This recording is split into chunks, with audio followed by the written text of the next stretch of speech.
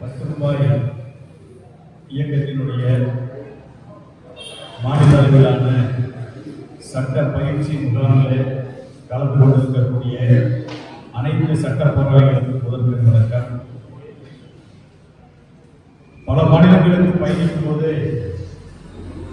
அங்கெல்லாம் ஆர்டிஐ ஏக்டிவிஸ்ட் பார்த்துருக்கேன். ஆர்டிஐ ஏக்டிவிஸ்ட் உங்களை மாதிரி தனித்தனியாக இருப்பாங்க. இல்லாட்டி ஒரு மாவட்டத்தில் 10 பேர் சேர்ந்து ஒரு குழு இருப்பாங்க. ஆனால் நம்ம தமிழ்நாட்டில் மட்டும்தான் 10 ரூபாய் இயக்கம் அதுக்கு ஒரு அழகான ஒரு பெயரை வச்சு மாநில அளவில் ஒருங்கிணைப்பு கட்டமைப்பு செய்து சட்டத்தின் ஆட்சியை நடைமுறைப்படுத்துவதற்காக உங்களுக்கு எல்லாம் பயிற்சி கொடுத்து இயங்கிக் கொண்டிருக்கக்கூடிய பேரன்பிற்குரிய ஐயா வழக்கறிஞர் நல்ல விஸ்வராஜ் ஐயா அவர்களை உங்களுக்கு மனதார பாராட்டுகிறோம்.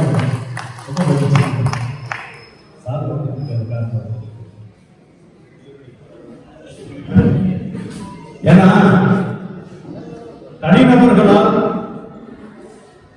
அவங்களுக்கான பிரச்சனை தீர்க்க முடியும். ஒரு இயக்கத்தால் மட்டும்தான் சமூகத்துக்கான பிரச்சனை தீர்க்க முடியும். ஆக சமூகத்துக்கான பிரச்சனையை தீர்க்க வேண்டும் என்றால் இது போன்ற இயக்கம் இந்தியா முழுவதும் இன்னைக்கு அவசியம் தேவைப்படுகிறது. எனவே நீங்க இந்த இயக்கத்தை தமிழ்நாடு பற்றி சொல்லக்கூடாது, இந்திய அளவிலும் இந்த இயக்கத்தை உருவாக்க வேண்டும். அது இன்னைக்கு தேவையானது அவசியமாக இருக்கிறது. சுதந்திர போராட்டம் இந்தியாவுக்கான போராட்டம், ஆனா தொடங்கியது தமிழ்நாட்டில் தான். இப்ப நாடு விடுதலை குறித்து நாம சொல்றோம், ஆனா அந்த கொள்ளக்காரர்கிட்ட சிக்கிட்டு இந்த நாட்டை மீட்க முடியாம நாம திணறோம். ஆனா அதற்கான ஒரு நல்ல அமைப்பாக 10 ரூபாய் இயக்கம் இன்னைக்கு தோன்றிருக்கிறது. சிறப்பாக மக்கள் பணிகளை, ஊழல் ஒழிப்பு பணிகளை, அரசு திட்டங்களை எல்லாம் மக்களுக்கு பெற்றுக் கொடுத்துக் கொண்டிருக்கிறீர்கள். உங்களுக்கெல்லாம் தமிழக விவசாயிகள் பாதுகாப்பு சங்கத்தின் சார்பில் மீண்டும் மீண்டும் வாழ்த்துக்களையும் நன்றிகளையும் பாராட்டுகளையும் தெரிவித்துக் கொள்கிறோம்.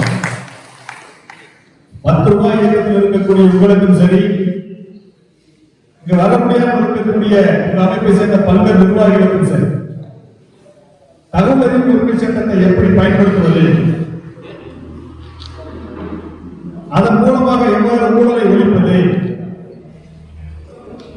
அரசிடம் இருந்து நமக்கான உரிமைகளை எவ்வாறு பெறுவது என்பதால் உங்களுக்கு தெளிவான பயிற்சி வழங்கப்பட்டிருக்கிறது. வழிகாட்டுதல்களும் அவ்வப்போது வழங்கப்பட்டுக் கொண்டிருக்கிறது. உங்களுக்கு நான் இன்னைக்கு சொல்ற ஒரு விஷயம், ஒரு பொது கருத்தையே நான் உங்களுக்கு வைக்கிறேன் வந்திருக்கேன்.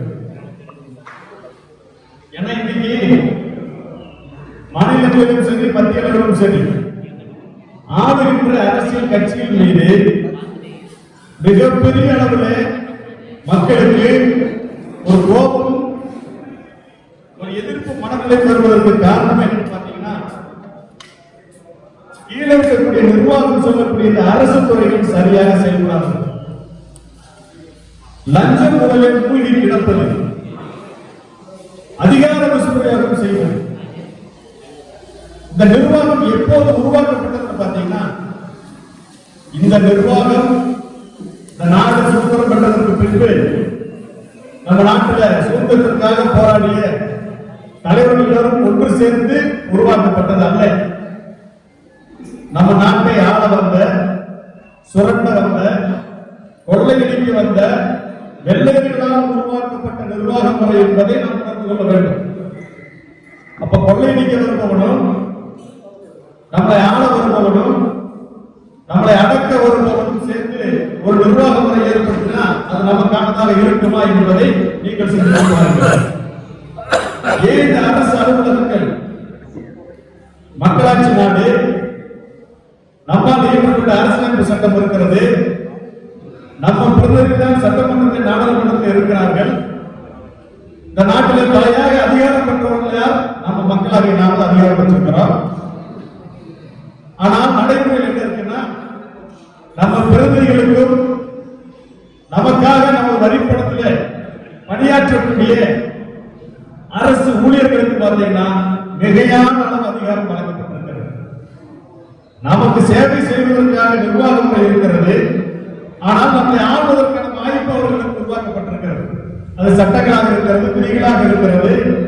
அதை விடவெல்லாம் பார்த்தீங்கன்னா அவங்க மனசுல ஆண்டான் அப்படிங்கிற அடிமை அப்படிங்கிற எண்ணம் இருக்கிறது.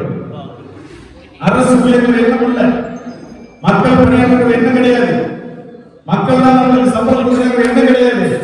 இந்த மக்கள் நமக்கு அடிமைகள், நாம தான் அதிகாரம் இருக்கிறவங்க, நாம் என்ன வேணா செய்யலாம் அப்படிங்கிற ஒரு சிந்தனை, ஒரு மரபணு கோளாறு இன்னைக்கு நேரத்தில் வெள்ளையர்கள் காலத்திலிருந்து உருவாக்கப்பட்டிருக்கிறது. நம்ம நாட்டில் இருக்கக்கூடிய இதே நிர்வாக முறை தான் இங்கிலாந்திலும் பெரும்பாலும் அப்படியே இருக்குது. அங்க முன்னாடி ஒரு வழக்கு போடுறாங்க, ஒரு பொய் வழக்கு போடுறாங்கன்னா அதிகபட்சம் 6 மாசத்துல அந்த வழக்கை சந்தித்து உங்களுக்கு விடுதலை வாங்கிட்டு வந்துடலாம். இங்க அப்படி இல்லை, உங்க காலத்தில் போயிடும். நிறைய குற்றம் சாட்டப்பட்டவர்கள் இங்க விடுதலையாக அரசு போயிட்டு போகும். 60 வருஷம் 70 வருஷத்துக்கு அழைப்பீங்க. சிவில் கேஸ் போட்டா 3 தலைமுறை கலையும். இதே சிவில் கேஸ் இங்கிலாந்து போட்டா 1 வருஷத்துல 3 அப்பீலோட வழக்கு விசாரணை முடிச்சிருக்காங்க. ஆனா இங்க நீங்க ஒரு எஃப்ஐஆர் வாங்கிட்டீங்கன்னா காலம் முடிய வரைக்கும் அந்த பட்டியல் அந்த பேர் இருந்துட்டு. இதே நிர்வாக முறை அங்க இருக்குது, இங்க இருக்குது. அங்க நல்லா இருக்குது, ஏன் இங்க மோசமா இருக்குதுன்னா அங்க ஜனநாயகம் என்கிற கருத்தியல் வளர்ந்திருக்கிறது. அடிப்படையிலேயே அரசு என்பது மக்களுக்கானது என்பது அங்க வளர்ந்திருக்கிறது. இங்க ஊழல்ல நம்ம மக்கள் பங்கேற்கிறோம். அந்த ஊழலை மக்கள் எதிர்த்து கேட்கக்கூடிய மனப்பான்மை இருக்கிற அந்த பண்பாடு இருக்கிறது, அந்த பாரம்பரியம் இருக்கிறது. அந்த ஊழலை, அதிகார துஷ்பிரயோகத்தை சொந்த கட்சி செய்தாலும், சொந்த கட்சியோட தலைவர் செய்தாலும், சொந்த கட்சியை ஆளுகிறவங்க செய்தாலும் அந்த கட்சிக்காரங்க தான் முதல்ல இருந்து கேள்வி கேட்பாங்க. ஆனா நம்ம ஊர்ல என்ன பண்றாங்க, முதல்ல அவங்க தான் விட்டு கொடுப்பாங்க. அரசு ஊழியர்கள் செய்த தவறுக்கு அவங்களுக்கு சம்மந்தமே இருக்க. ஆனா ஆளுங்கட்சி நம்ம கேட்கக்கூடாது, அவங்க ஒரு வேலை செய்வாங்க. ஆக அந்த அளவுக்கு ஜனநாயகத்தை வளர்த்த வேண்டிய அவசியம் நமக்கு தேவை இருக்கிறது. அதற்கு மிகப்பெரிய அளவில் இந்த நிர்வாகத்தை, அரசு துறைகளை சீர்திருத்தம் செய்ய வேண்டியிருக்கிறது. யோசிச்சு பாருங்க, ஒரு வட்டாட்சியர் தவறு செய்யறாருன்னா கோட்டாட்சியர் மனு கொடுக்கிறோம், கோட்டாட்சியர் தவறு செய்யறாருன்னா மாவட்ட ஆட்சியர் கொடுக்கிறோம். மாசம் ஆளுக்கு 5000 ரூபாய் காசுதார் கொடுக்குறாங்க, காசுதார்ல மாசம் ஆளுக்கு 1 லட்சம் ரூபாய் கோட்டாட்சியர் கொடுக்குறாங்க. ஒவ்வொரு கோட்டாட்சியரும் மாசம் 5 லட்சம் ரூபாய் மாவட்ட ஆட்சியர் கொடுக்குறாங்க. இது நீங்க மக்களுக்காக உருவாக்கப்பட்ட நிர்வாகாளர்கள் படிப்படியாக நினைச்சிட்டு இருக்கீங்க. ஆனா லஞ்சத்தை ஊழலையும் பங்கிடுவதற்கான நிர்வாகங்களை எல்லாம் தெரிவிச்சிருக்கிறாங்க. அப்ப வட்டாட்சியர் கோட்டாட்சியர் எப்படி எடுப்பாரு? அவர் காப்பாற்ற பார்ப்பாரு, புகார் கொண்டு சமாதானப்படுத்துவாங்க. சமாதானப்படுத்த முடியாது, ஆளுங்கட்சிக்காரங்க சமாதானப்படுத்த சொல்லுவாங்க. அதுவும் மீறி இல்லாட்டி அதிகபட்சம் என்ன, கையில் நிலவு சிக்கிட்டு ஆதாரத்தோட சிக்கிட்டு என்ன பண்ணுவாங்க, ஒரு டிரான்ஸ்பர் மாவட்டத்தில் இந்த பகுதியில் இருந்து அந்த பகுதி போடுவாங்க. டிரான்ஸ்பர் போட்டா போதும், நாம வெற்றி கணக்கு வந்துடும். தப்பு செஞ்சவங்களுக்கு என்ன தண்டனை? சில ஆர்டிஎஸ் சரியா நடவடிக்கை எடுக்கல, அதுக்கு மேல மாவட்ட ஆட்சியர் கிட்ட போறோம். மாவட்ட ஆட்சியர் பண்றாரு, அவர் தான் மாவட்டத்தோட சீஃப் கலெக்ஷன் ஏஜென்ட். அவர் என்ன செய்யறாரு, அவருக்கு மாசம் வந்து அதுக்கு ஸ்பெஷல் கலெக்ஷன் வச்சிருக்கிறாரு. அப்ப யோசிச்சு பாருங்க, நான் ஒரு உதாரணத்துக்காகத்தான் வட்டாட்சியர், கோட்டாட்சியர், மாவட்ட ஆட்சியர் சொன்னேன். ஒவ்வொரு துறைகளிலும் 2 மேல்முறையீட்டு அலுவலர்கள் அதிகாரிகள் இருக்கிறாங்க. இவர்களெல்லாம் அந்த துறையில் யார் தப்பு செய்தாலும் காப்பாற்றுவதற்காகத்தான் இருக்காங்க. அதிகபட்சம் கூட்டு கூட நீங்க வச்சு உங்க முட்டை பண்ணிருக்கேன், தொலைச்சு ராசிக்க ஏதோ போன குடும்பஸ்தான் பார்த்து குடும்பம் இல்லாத மாதிரி. அதிகபட்சம் நம்ம சட்டப்பட்ட ஒரு டிரான்ஸ்பர் யோசிச்சு பாருங்க. நம்ம வரிப்பணத்தை சம்பளம் வாங்கிட்டு தப்பு செய்யறான், ஊழல் பண்றான், அதிகார துஷ்பிரயோகம் பண்றான், அவங்க மேல புகார் கொடுத்தா சமாதானம் சமாதானம் சமாதானம் நடவடிக்கை எடுக்க சொல்லி நாம் உயர் நீதிமன்றத்திற்கு நாம் வாழ்நாள் முழுவதும் அடைய வேண்டி இருக்கிறது. அப்ப யோசிச்சு பாருங்க, இந்த நிர்வாக முறை எப்படி நமக்கு நாட்டுக்கு மக்களுக்கு நம்ம சேவை செய்ய முடியும்? வெள்ளையர்கள் ஆட்சி காலத்துல வட்டாட்சி அளவுல வரைக்கும், இன்ஸ்பெக்டர் அளவு வரைக்கும் துறைகளை பொறுத்தவரைக்கும் எல்லாமே பெரும்பாலும் வெள்ளையர்கள் தான் இருந்தாங்க. இங்கிலாந்துல இருந்து இங்க வந்தவங்க வேலை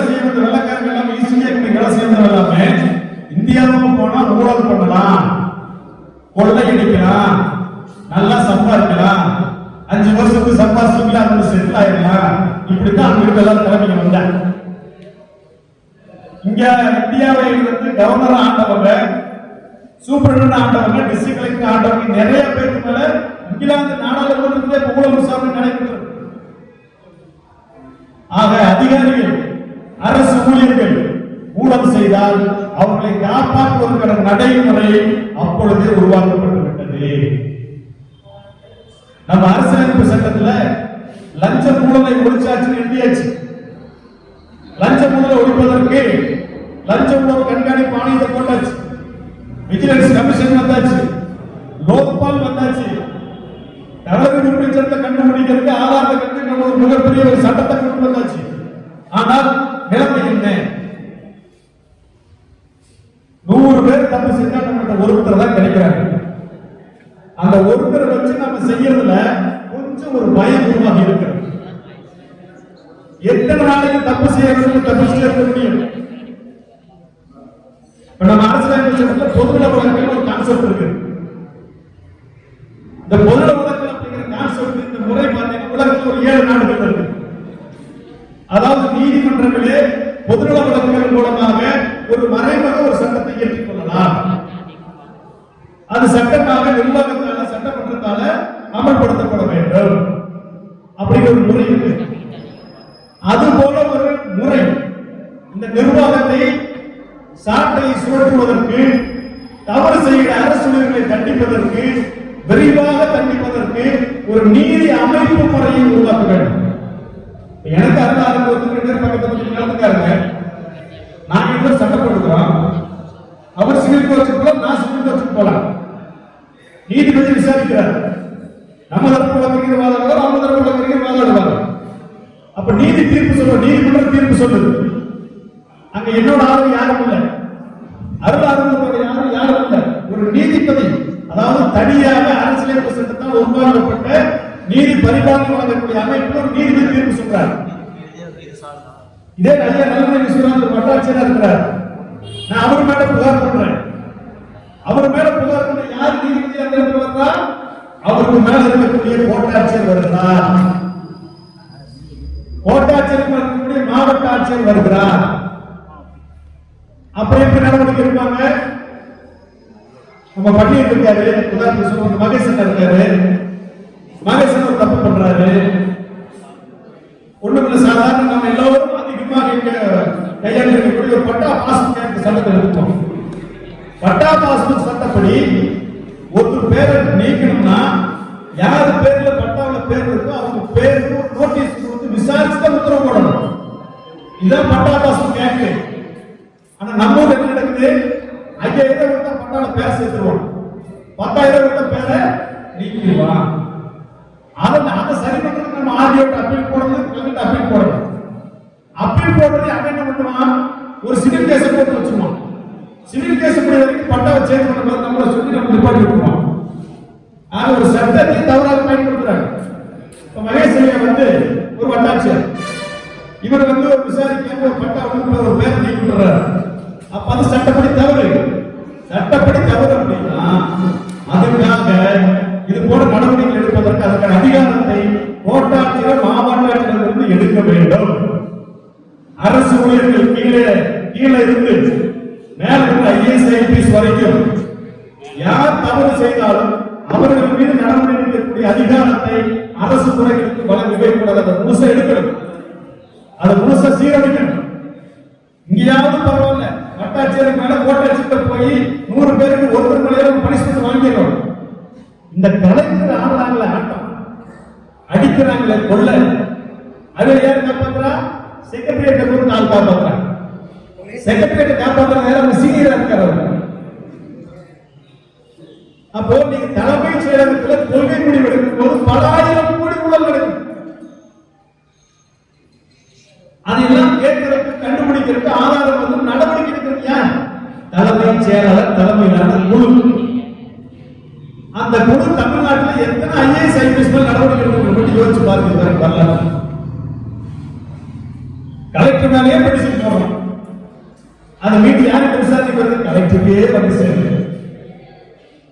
ஆக நமது இந்தியாவில் நமது அரசியலமைப்பு சட்டத்தில் இந்த அரசு அதிகாரிகள் மீது நடவடிக்கை எடுப்பதற்காக ஒரு பிரத்யேகமான ஒரு பிரிவை சேர்க்க வேண்டிய அவசியம் இருக்கிறது.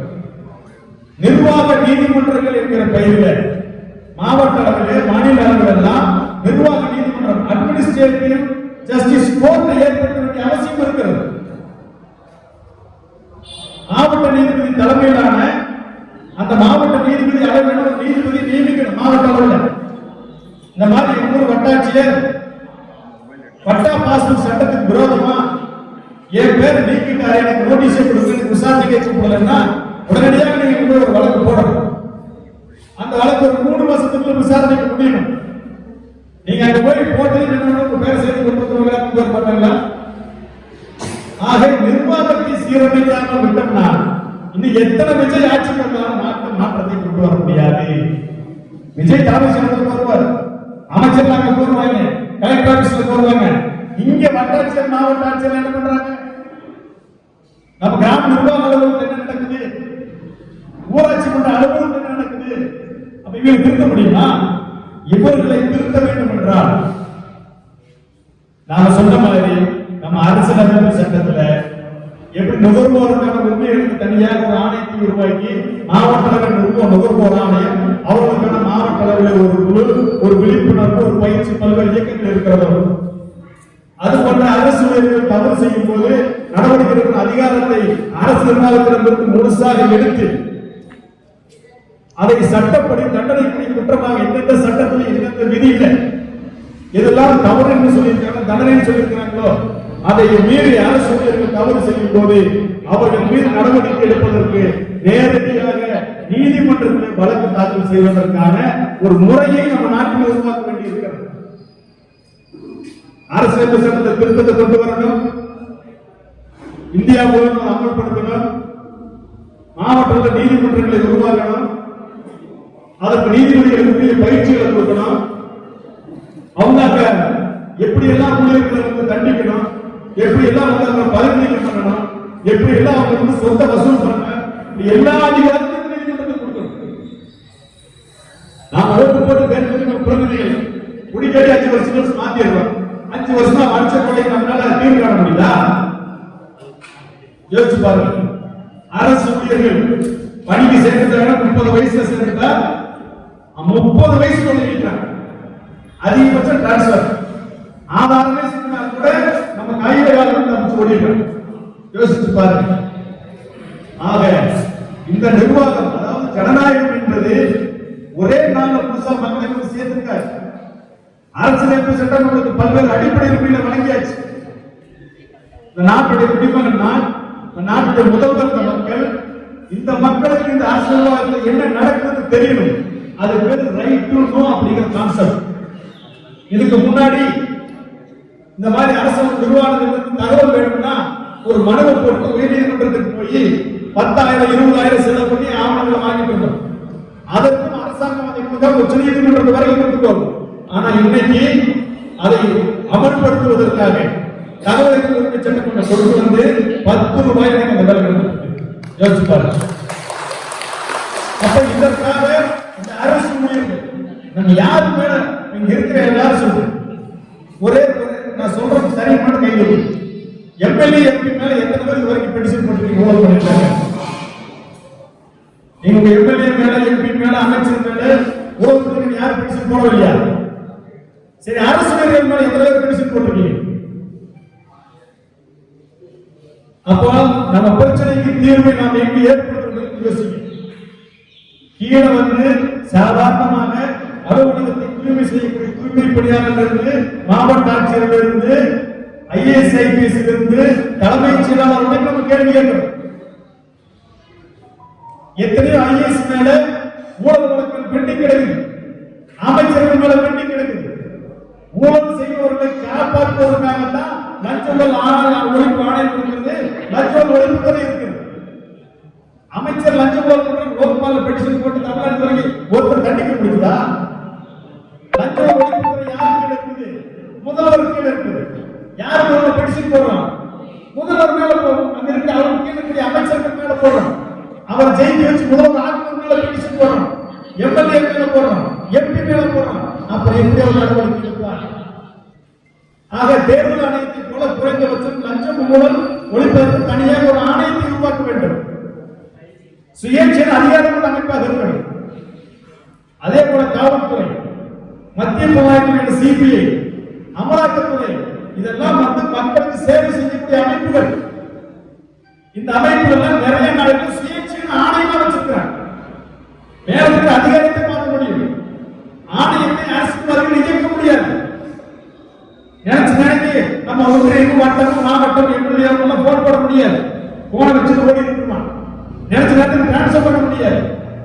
நிறைய நல்லா மக்களுக்கு சேவை செய்து வரக்கூடிய அதிகாரிகள் கூட டிரான்ஸ்பர் சொல்றது கிடைச்சு போயிடுறாங்க. குடும்பத்தோட போகணும், பதவி வந்து சேர்ந்து டிரான்ஸ்பர் வர ஆணை வராது. இங்க கூட்டம் தவறு செய்ய சொல்றாங்க, பணம் மாட்டேங்கிறாரு. பன்னாட்டு இருந்து திருவண்ணாமலை கடி போயிடுறாரு. என்ன பண்றாரு? அவர் குடும்பத்தில் நியமித்திருக்காரு. அவர் கோவிலுக்கு பள்ளிகளுக்கு சேர்த்துட்டாரா? மனைவி எழுதுறாங்களா? அவங்க ஏதாச்சும் ஒரு ஆசிரியர்கள் யோசிச்சு பாருங்க. ஆக நல்லது செய்து வந்தா கூட இங்க இருக்கிற சிஸ்டம், இந்த கரப்ட் சிஸ்டம் அவங்களை கரப்டா மாத்திடுது. ஆக நாம மக்களை நம்ம சொல்றோம், இங்கிலாந்து எப்படி இருக்குது, அமெரிக்கா எப்படி இருக்குது, கனடா எப்படி இருக்குன்னு சொல்றோம். அங்க இருக்கக்கூடிய நிர்வாக முறை எப்படி இருக்குன்னு நம்ம தெரிஞ்சுக்கணும். அங்க இருக்கிற அரசியலமைப்பு சட்டம் என்னென்ன அதிகாரங்களை செஞ்சிருக்கணும். அங்க அரசு எப்படி மீடியா வர்றதுங்கிறத பார்க்கிறோம். ஆனா நாம இங்க தேடி தேடி கூட்டமா போறோம். 1000 பேர் கொடுக்குறோம், 2000 பேர் கொடுக்குறோம். இப்ப சொன்னாரு தலைவர் சொன்னாரு 6000 போட்டாரு. யோசிச்சு பாருங்க. நம்ம வரிப்படத்தில் சம்பளமாக நம்ம அரசியல்கிட்ட நேரடியாக நடந்துங்க, சட்டப்படி வேலை செய்ய சம்பளம் வாங்குறீங்க, ஏன் சரியா செய்ய முடியல? 6000 பெட்டிஷன், ஒவ்வொரு பெட்டிஷனும் 10 ரூபாய், ஒவ்வொரு ரெஜிஸ்டர் போஸ்ட் 35 ரூபாய் வருதா இல்லையா? 80 ரூபாய். அப்ப 100 ரூபாய் வந்து நிக்குது. 6000 பெட்டிஷன் காசு என்ன? ஆக ஒட்டுமொத்தமாக இந்த நாட்டை மக்களுக்கான உண்மையான நாடாக மாற்றியிருக்கிறது. மக்கள் அதிகாரங்களை பங்கேற்கக்கூடியவர்கள் மக்களை உருவாக்க வேண்டியிருக்கிறது. நாடு மக்களாட்சி என்று சொன்னாலும் இந்த மக்கள் இந்த நாட்டிலே அடிமைகளாக இருப்பதற்கான நிர்வாக முறை இருக்கிறது. இவற்றையெல்லாம் தாண்டி இந்த மக்களை அதிகாரமாக மாற்ற வேண்டும். சாதி சமயம் கட்சி வேறுபாடின்றி அனைத்து மக்களுக்கும் சுதந்திரம், சமத்துவம், சகோதரத்தின் அடிப்படையில் இந்த அரசியலமைப்பு சட்டத்தை எழுதி வச்சிருக்கிறார். நிர்வாகம் செயல்பட வேண்டும் என்றால் இந்த அரசியலமைப்பு சட்டத்தை மக்களுக்கானதாக இன்னும் பலப்படுத்த வேண்டும். தேர்தல் ஆணையத்தை போல இந்திய அளவில், மாநில அளவில் இந்த காவல்துறை, சிபிஐ, அமலாக்கத்துறை இதெல்லாம் கட்சியோட ஏவல் முறையா இருக்கு. கட்சி ஏன் இன்னைக்கு மாற்றம் வந்துச்சு? போன அதிமுக அடிச்ச கொள்ளை திமுக நடவடிக்கை ஓட்டு போட்டவர்களை கொண்டு வந்தோம். அது என்ன பண்ணாங்க? கொள்ளையடிச்சு தமிழ் வாங்கிட்டு தமிழுக்கு வந்துட்டாங்க.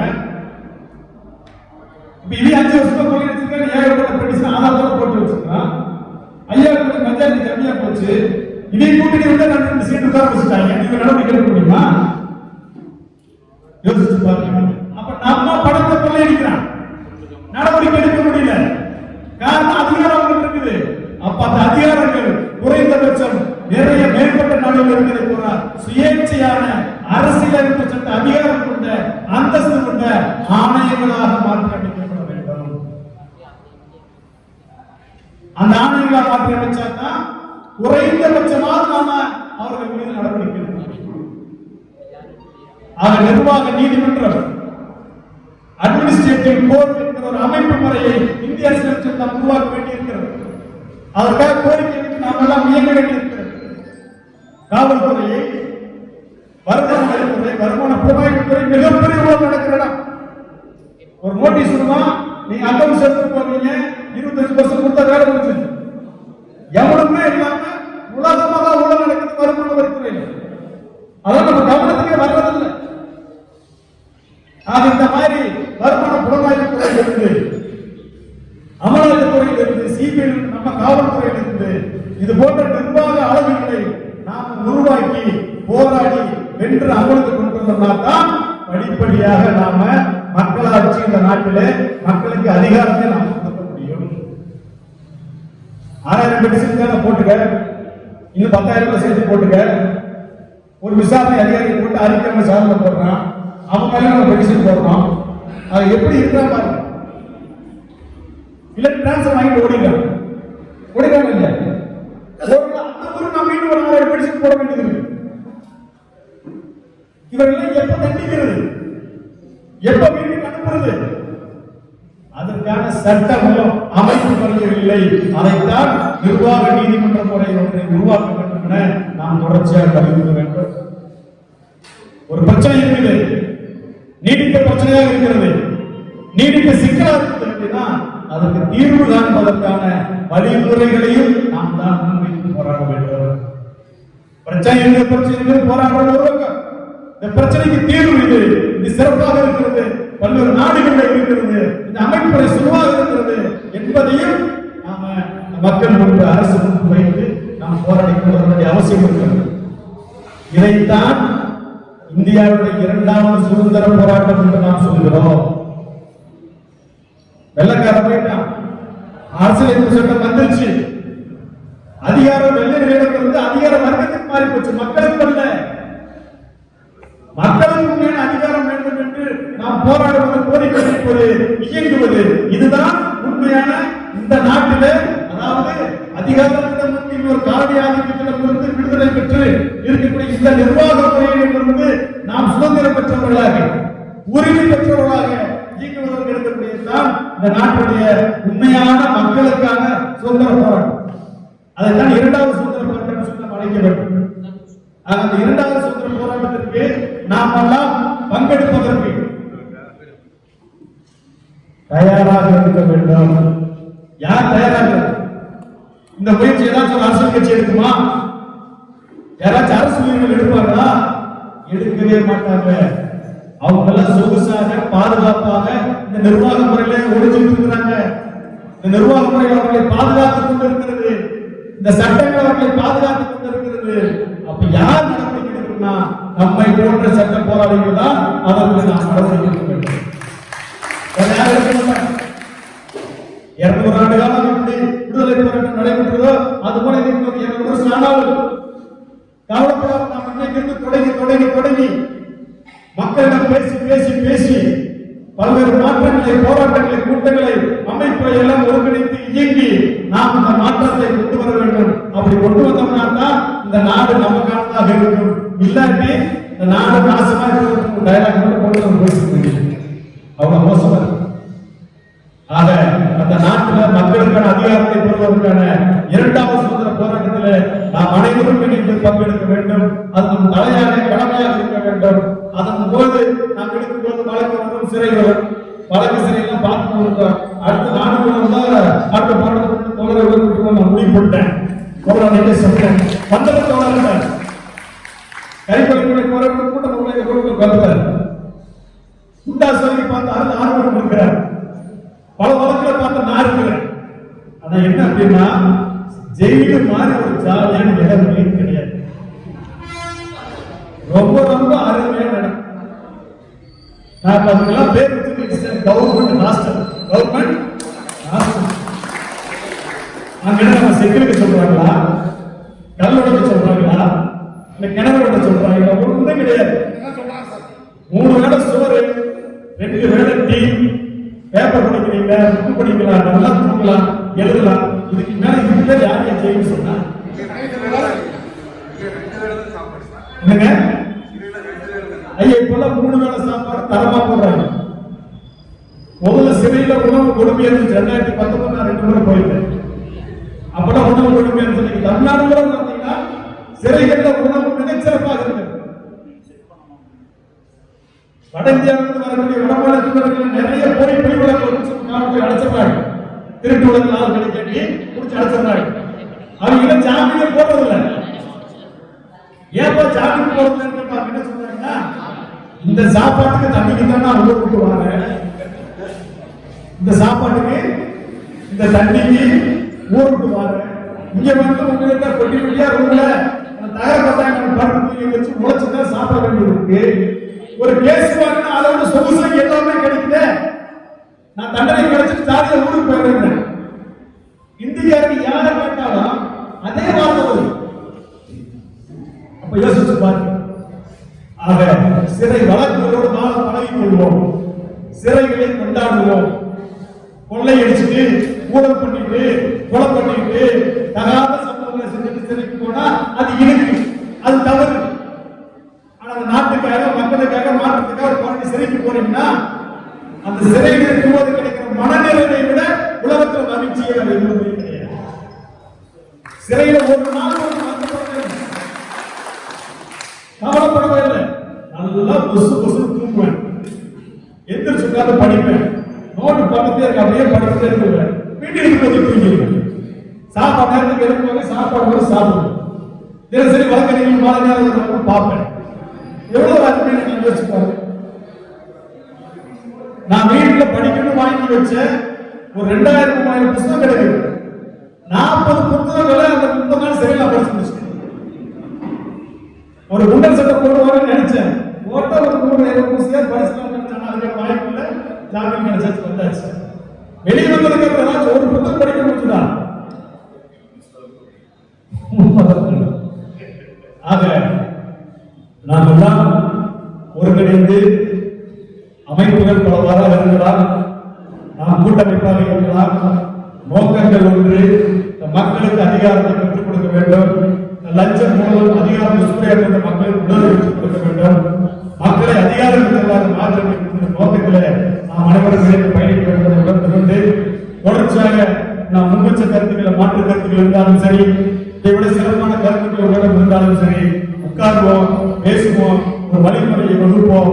நாம் அனைவரும் இணைந்து நாட்டுக்கான அடுத்த கட்ட முன்னேற்றத்திற்கான ஒரு முயற்சி தெரிவித்துக் கொண்டு கூட்டத்தில் கலந்து கொண்ட அனைவருக்கும் நன்றியின் வாழ்த்துக்களை தெரிவித்துக் கொண்டு என்னை அழைத்து பேச வைத்த பெருமதிப்பிற்குரிய உங்கள் அமைப்பிற்கும் உங்கள் அமைப்புடைய தலைவருடைய தலைவர் விஸ்வாஸ் அவர்களுக்கு நன்றி தெரிவித்துக் கொண்டு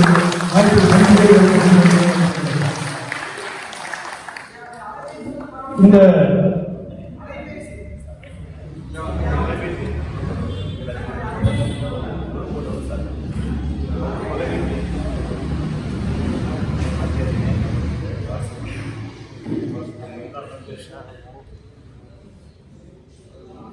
என் நம்பர் வாங்கினீங்க.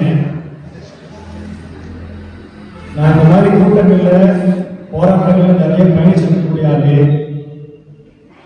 மக்களுக்கான வழக்குகளுக்கு சென்னை வரக்கூடிய ஆளு, கூட்ட நேரத்துக்கு ஆத்திர அவசரத்துக்கு எடுக்க முடியாது. கூட்டத்தில் எடுக்க முடியுமா?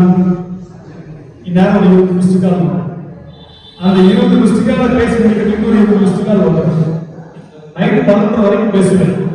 முடியாட்டி காலை 5 மணிக்கு பேச ஒரு வாய்ஸ் மெசேஜ் கொடுத்துருக்கேன். எதற்காக அழைச்சிங்க, ஏன் அழைச்சிங்க, என்ன விஷயம் வாய்ஸ் மெசேஜ் கொடுத்துருக்காரு. அந்த வாய்ஸ் மெசேஜ் கேட்கறதுக்கு அன்னைக்கு 30 மிஸ்டு கால் ஆகி போயிடும். ஏன்னா ஒரு பொது வாழ்க்கையில விவசாயிகள் எந்த பிரச்சனை உழவு சந்தையில போகும்போது விவசாயிகள் மைண்ட் குறைஞ்சனால கூப்பிடுவாங்க. அது அதனால இருக்குது. நீங்க அவசியம் தேவை கருதி ஏற்பட்டா என்னுடைய வாட்ஸ்அப்ல என் நம்பர் சேவ் பண்ணிக்கணும், பண்ணிட்டு வாய்ஸ் மெசேஜ் போடுங்க. நான் ஃப்ரீயா உங்களுக்கு ரிப்ளை பண்ணிடுவேன். அந்த மாதிரி ஓகேவா? நல்லது. 9600 525244.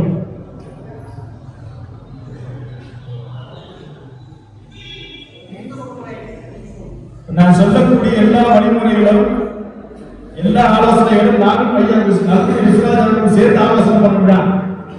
சேர்த்து எல்லாரும் முயற்சி முன்னெடுக்க போறோம். எதெல்லாம் தொடர்பு ஐயா கிட்ட போயிருங்க, சரிங்களா? ஏற்கனவே விவசாயிகளை பற்றி முடியாம நாங்க தேடலாம். உங்களை வச்சு ஐயா கிளம்புறாரு, 2 பேரும் ஒரு இடத்துல தேட முடியாது இல்லையா? அது அந்த வகையை நன்றி வளர்க்கலாம்.